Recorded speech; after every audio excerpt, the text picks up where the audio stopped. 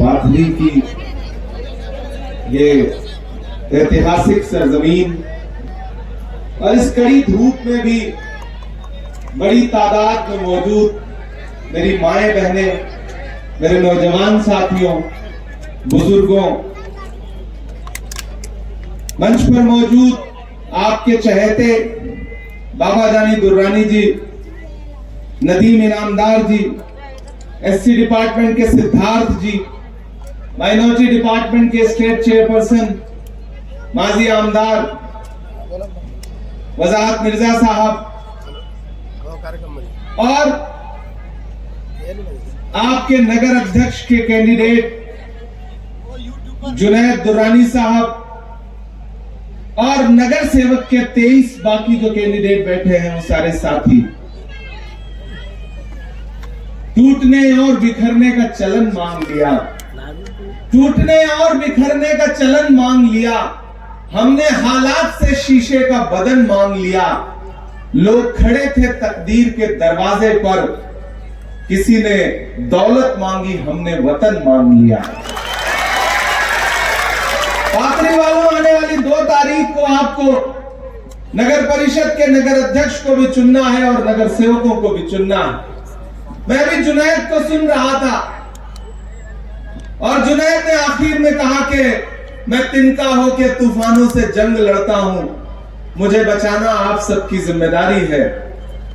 जुनैद ने ये शेर पढ़ा, लेकिन इससे आगे इसमें एक शेर और है और वो शेर ये है कि मैं तिनका होके तूफानों से जंग करता हूं, मुझे बचाना समंदर की जिम्मेदारी है। और ये कतरा होके भी, ये कतरा होके कई आंधियों से लड़ता है, ये एक चिराग कई आंधियों पर भारी है।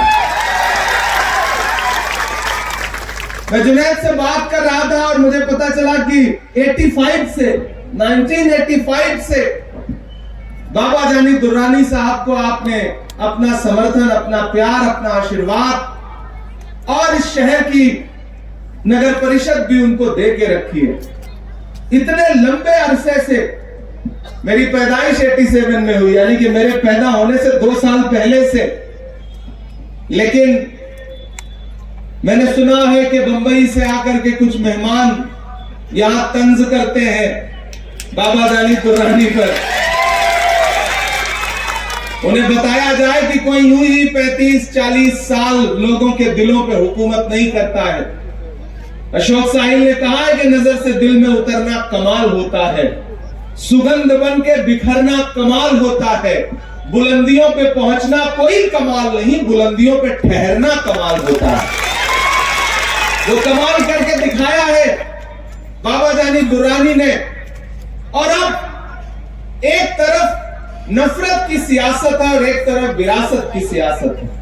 एक तरफ बाकी लोग खड़े हैं आपको तकसीम करने के लिए, आपको बांटने के लिए, और एक तरफ जुनैद, एक नौजवान साथी, हमारा नौजवान भाई, वो खड़ा है और उनके साथ 23 बाकी नगर सेवक के उम्मीदवार हैं और उनके पीछे अपनी दुआएं, अपनी ताकत और अपनी विरासत लेकर के बाबा जानी दुर्रानी खड़े हैं। पाथरी वालों, इस इलेक्शन को छोटा इलेक्शन मत समझना। मैं खुद भी इस इलेक्शन में आ नहीं रहा था, मैं बाहर था, अबू धाबी था, लेकिन वजाहत मिर्जा साहब ने, पीसीसी प्रेसिडेंट साहब ने और हमारी दिल्ली के भी लीडरशिप ने मुझसे कहा कि नगर परिषद के चुनाव चल रहे, इमरान आपको जाना पड़ेगा। मैं सोच रहा था कि इस इलेक्शन में नहीं आता हूं, लेकिन फिर मैंने जब देखा कि पूरे महाराष्ट्र के अलग अलग जिलों में, अलग अलग तालुका में, अलग अलग शहरों में कई चीफ मिनिस्टर जा रहे हैं, कई माजी चीफ मिनिस्टर जा रहे हैं जो चीफ मिनिस्टर से डिप्टी बना दिए गए। कभी सुना है आपने ये? इससे पहले कभी नहीं हुआ है। कहीं कोई जा रहा है। ऐसे में मुझे ये लगा कि इस वक्त में कांग्रेस पार्टी के एक एक कार्यकर्ता के साथ जाके खड़ा होना मेरा फर्ज बनता है। मैं जाऊं और लोगों के बीच में पहुंचूं। हम लोग कल सुबह नागपुर से निकले, अमरावती, अचलपुर, दरियापुर, यवतमाल, उमरखेड़ होते हुए, बसमत होते हुए परभनी आकर के फिर यहां पहुंचे हैं, लंबा सा सफर तय करते हुए। और मैं इस सभा में आकर के जो सबसे हैरत और खुशी की बात है कि मुझे कम से कम 80% से ज्यादा यहाँ पे माएं बहनें दिखाई पड़ रही। ये अपने आप में बहुत कमाल की बात है।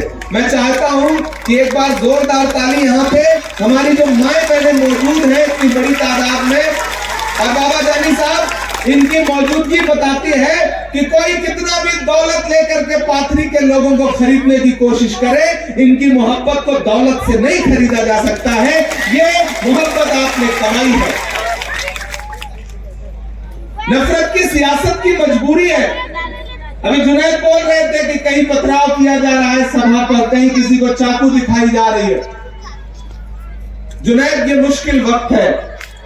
हमें पता है कि पूरी ताकत उनके साथ है, पूरा सिस्टम उनके साथ है, हुकूमत उनके साथ है, और जब उससे भी उनको लगता है कि नहीं जीत पाएंगे तो घड़ी को भी अपने साथ कर लिया है। लेकिन उनको यह समझना पड़ेगा कि घड़ी से लाख महंगा तो घड़ी का वक्त होता है। जो इसकी कद्र करता है उसी का वक्त होता है। इसलिए ये जो आज 4 दिन घूम घूम करके नफरत की बातें कर रहे हैं, पत्थर फेंकने का काम कर रहे हैं, डराने की कोशिश कर रहे हैं, चाकू लेके घूम रहे हैं, उनसे डरना नहीं है। इस दुनिया में हर नफरत का जवाब मोहब्बत से दिया जाता है। नफरत का जवाब नफरत नहीं हो सकती, नफरत का जवाब मोहब्बत से दिया जाता है। और ये नफरत नहीं करेंगे तो करेंगे क्या? हमने हाथों से बुझाई है दहकती हुई आग, अपने बच्चों के खिलौनों को बचाने के लिए। नफरतें बेचने वालों की भी मजबूरी है, माल तो चाहिए दुकान सजाने के लिए। और करेंगे क्या वो, और बोलेंगे क्या? क्योंकि बोलने के लिए कुछ है नहीं, डेवलपमेंट के नाम पे कुछ किया नहीं। इसी पाथरी के लोग जब भोपाल में जाकर के अभी 2 दिन पहले किस नफरत का शिकार होकर के आए हैं, और बताइए वो हुकूमत में बैठे होने के बावजूद एक लफ्ज बोल पा रहे हैं क्या? लेकिन बाबा जानी दुर्रानी हो, जुनैद हो, ये लगातार आपके मुद्दों पर आपके परिवार के तरह, आपके घर परिवार के अहम सदस्य की तरह, गार्जियन की तरह खड़े।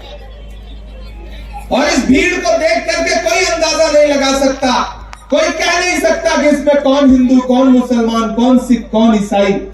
यही है कांग्रेस पार्टी, यही है राहुल गांधी का पैगाम। आप याद करिए पाथरी वालों कि राहुल गांधी एक ऐसी शख्सियत का नाम कि 4000 किलोमीटर नफरत के खिलाफ कन्याकुमारी से कश्मीर तक एक इंसान चला, बस एक नारा लगाते हुए कि नफरत छोड़ो भारत जोड़ो। मुझे नफरत के बाजार में मोहब्बत की दुकान खोलनी है।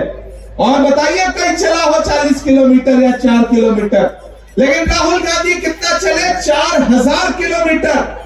मैं चला हूं राहुल गांधी के साथ, उनके कंधे से कंधा मिला करके। जब मैं चलता था तो मुझसे मीडिया के साथी कहते थे कि इमरान साहब आप तो शायर हैं, सांसद बाद में हैं, राहुल गांधी के कंधे से कंधा मिलाकर चल रहे हैं, क्या कहेंगे? तब मैं कहता था कि जो हर जालिम से टकराएगी वो आंधी बनाऊंगा, जो हर जालिम से टकराएगी वो आंधी बनाऊंगा। नए अंग्रेज आए हैं, नया गांधी बनाऊंगा।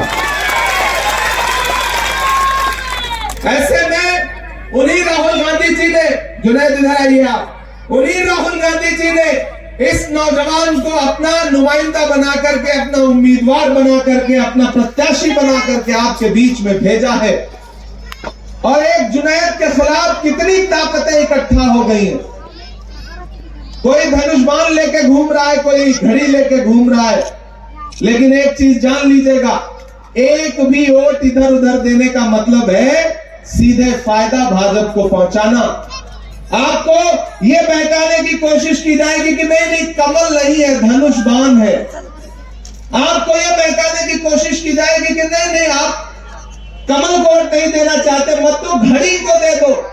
लेकिन पाथरी वालों एक बात याद रखना, यहां से लेकर के वहां तक एक भी वोट इधर उधर बांटने का मतलब है सीधे सीधे भाजपा को फायदा पहुंचाना, क्योंकि सबकी जड़ें वहीं जाकर के जुड़ती हैं। याद रखिएगा इस बात को। और एक चीज जहन में बिठा लीजिए, ये पाथरी है, ये पढ़े लिखे लोगों का शहर है, ये दानिश्वर लोगों का शहर है। मुझे जुनैद बता रहे थे कि ये वही स्कूल है जहां से बाबा जानी दुर्रानी ने पढ़ाई की है, ये वही स्कूल है ना। और इसी स्कूल में पढ़ करके उन्होंने शहर को सजाने का सपना देखा और अभी वो कांग्रेस पार्टी के डीसीसी प्रेसिडेंट हैं। इस बुनियाद पर मैं आपसे कहना चाहता हूं साथियों कि मैं पूरे महाराष्ट्र के अलग अलग इलाकों में जा रहा हूं, चाहे मैं बसमत में खड़ा रहूं, चाहे अमरावती में, चाहे यवतमाल में, वहां भी लोग यही कह रहे हैं कि पाथरी में जुनैद और पूरी टीम एक साथ चुन करके आ रही है, कोई रोकने वाला नहीं है। तो आपकी पाथरी का चर्चा पूरे सूबे में है, पूरे स्टेट में है। इसलिए आप सारे लोगों को एक चीज ध्यान में रखना है, ये लड़ाई छोटी लड़ाई नहीं है। अगर आपको एक चीज ध्यान रखना है कि सीधे दो ताकतें खड़ी हैं, एक तरफ नफरत के पैरोकार हैं और एक तरफ मोहब्बत के पैरोकार हैं। हम मोहब्बत के पैरोकार लोग हैं, हम राहुल गांधी और कांग्रेस के सिपाही हैं और हम आपको भरोसा दिलाते हैं कि ये जो कुछ ताकतें चंद इलेक्शन जीत करके जिन्हें लगता है कि उन्होंने पूरा हिंदुस्तान फतेह कर लिया है, उनको ये समझना पड़ेगा कि नफरतें कितना भी सर उठा ले, लेकिन एक दिन नफरत को हारना पड़ता है और जीत मोहब्बत की होती है। इसलिए खुसूसी तौर पर मेरी माएं बहनें, मेरी बुर्का नशीन माएं बहनें, मेरे यहाँ पे जो काकी चाची दादी बैठी है, मैं सबसे मुखातिब होकर के सबको अपनी तरफ तवज्जो करके एक चीज कहना चाहता हूं कि मैं सिर्फ आपको भाषण सुनाने नहीं आया हूं, मैं आपका खासदार भी हूं। मैं राज्यसभा में आपके मुद्दों पर बोलता हूं। राहुल गांधी जी ने मुझे महाराष्ट्र से राज्यसभा भेजने का काम किया है। मैं देश की सबसे बड़ी पार्लियामेंट में आपके मुद्दों पर लड़ता हूं। तो मैं आपको भरोसा दिलाता हूं कि आप जुनैद को नगर अध्यक्ष बनाइए, हमारे 23 लोगों को नगर सेवक बना करके चुन करके भेजने का काम करिए। इनके पास, नगर परिषद के पास तो अपना फंड रहेगा ही पाथरी के डेवलपमेंट के लिए। मेरी खासदार की जो निधि है वो भी जब जरूरत पड़ेगी तो मैं पाथरी को पहली फुर्सत में देने का काम करूंगा। मैं सिर्फ भाषण देने नहीं आया हूं। आप जुनैद को जिताइए। जुनैद नौजवान है, नया सपना है, नए ख्वाब हैं और ये जीतेंगे तो पहले भी इन्होंने आपकी खिदमत की है और आने वाले वक्त में भी आपकी खिदमत करेंगे। इसलिए एक बात मैं चाहता हूं कि पाथरी के एक एक दानिश्वर लोगों के पास जाए। पाथरी वालों, हम कोई दरख्त लगाते हैं और जब वो दरख्त बड़ा हो जाता है, साया देने लगता है, फल देने लगता है और फिर एक दिन उसकी शाखें इतनी बड़ी हो जाती है कि उन शाखों से भी साया मिलने लगता है, तो फिर उस दरख्त को काटा नहीं जाता है। आपने बाबा जानी दुर्रानी नाम का एक दरख्त लगाया 40 साल पहले, 45 साल पहले। आज वो दरख्त इतना बड़ा हो गया है कि उसकी शाख से भी साया मिलने लगा है। अब इस पेड़ को बचाने की जिम्मेदारी आपकी है। ये मुंबई में बैठे हुए लोगों को अगर लगता है कि वो साजिश करके ये किला ढहा देंगे, ये किला तोड़ देंगे, तो फिर उनको एहसास दिलाना 2 तारीख को कि नहीं, ये मोहब्बत का किला है, ये मोहब्बत का शहर है, यहां नफरत कभी जीत नहीं सकती है। जिन्हें लगता है आपको पैसों से खरीद लेंगे, नफरत वाले भाषण दे करके आपको बांट देंगे,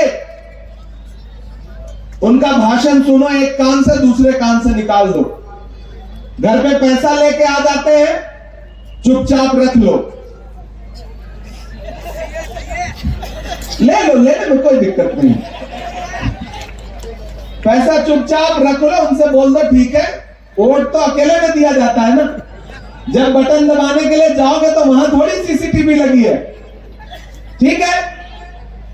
आप कह दो भैया जैसे जमहूरियत में आप हमें खरीदना चाहते हो, हम मोहब्बत के हाथों तो बिक सकते हैं, दौलत हमें नहीं खरीद सकती है।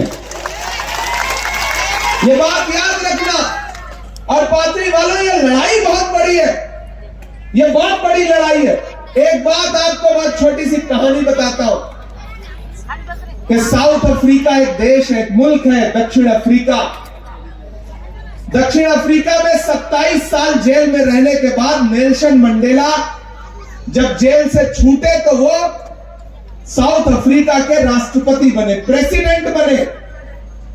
तो एक दिन प्रेसिडेंट खाना खाने के लिए एक रेस्टोरेंट में गए अपने पूरे साथियों के साथ, स्टाफ के साथ। जब खाना खाने के लिए बैठ गए तो उन्होंने देखा कि दूर कोने में एक इंसान सर झुका करके बैठा है, अपने खाने का इंतजार कर रहा है। तो प्रेसिडेंट ने अपने पीए को बुला के, ओएसडी को बुला के कहा कि वो जो इंसान बैठा है उसको उठा लाओ, बुला लो, अपने पास बिठा लो, उसको खाना खिला दो। खाना आया, सबने खाना खाया, उस इंसान ने भी खाना खाया सर झुका करके, और थोड़ी देर बाद खाना खत्म होते ही खामोशी से उठा और चला गया। तो जो ओएसडी था, जो उनका पीए था प्रेसिडेंट का, राष्ट्रपति का, वो उठ करके राष्ट्रपति के पास आया कि साहब आपने जो हुक्म दिया था, मैं उस इंसान को बुला के लाया था और उसको खाना खिलाया, लेकिन वो खाना खाने के दौरान, पूरे खाने के दौरान चुप था, उसके हाथ कांप रहे थे। कौन था वो इंसान? क्या बीमार था? तो नेल्सन मंडेला ने उस आदमी से कहा कि नहीं, वो बीमार नहीं था, मैं उसको जानता हूं, मैं जिस जेल में 27 साल कैद था, ये उस जेल का जेलर था। जब मुझे टॉर्चर करता था, ये मारता था ये जेलर, और जब मैं पानी मांगता था तो ये मेरे ऊपर पेशाब करता था। ये कांप इसलिए रहा था कि इसने देखा कि अब मैं प्रेसिडेंट बन गया हूं तो मैं इससे बदला लूंगा। लेकिन मुझे लगता है कि नफरत का बदला नफरत से नहीं लिया जा सकता, नफरत का बदला मोहब्बत से लिया जा सकता है। इसलिए मैंने उसको बुला करके खाना खिलाया। इसलिए पाथरी वालों, ये जो नफरतें कर रहे हैं, वो तो चाहते हैं कि नफरत का बदला आप नफरत से दो। नफरत का जमहूरियत में बदला वोट से दिया जाता है। ये जो चाकुएं लेके घूम रहे हैं, पैसा लेके घूम रहे हैं, उनसे कह दो भैया ठीक है, 2 तारीख को बताएंगे। और 2 तारीख को जिस पेड़ को लगा करके आपने इतना बड़ा किया कि वो इतना बड़ा सायादार दरख्त बन गया है, उस पेड़ को और ताकत दो, और सींचो, और पानी डालो, ताकि उसकी शाखें और हरी भरी हो, ताकि इस पाथरी पर नफरत का कोई साया न पड़ सके, यहां पर कोई ऐसी आवाज न उठने पाए जो हिंदू को मुसलमान से, सिख को ईसाई से, दलित को अगड़ों से अलग करने की साजिश कर पाए। ये बहुत मुश्किलों से पाथरी को संभाल करके, सहेज करके बाबा जानी दुर्रानी ने रखा है। मैं बहुत लंबी तकरीर नहीं करूंगा साथियों, आखिर में बस इतना ही कहूंगा कि हेलीकॉप्टर थोड़ी देर में लैंड होने वाला है, और मुझे कहा गया है कि जब तक हेलीकॉप्टर लैंड नहीं करता तब तक आप बोलते रहिए। आप नज़म सुना दो, तो हुक्म मानना भी पड़ेगा। और बहुत दिन बाद आया हूं, और बहुत दिन से इंतजार में था कि पाथरी आऊंगा, आप लोगों से बातचीत करूंगा। मुझे कहा अभी मत जाओ बेटा, थोड़ी देर बाद आएगा, अभी रुके रहो, मैं लेके चलूंगा तुम लोगों को। नज़म सुनाना, नज़म सुनाना पड़ेगा कि कहां सोया है चौकीदार। आप थक तो नहीं गए?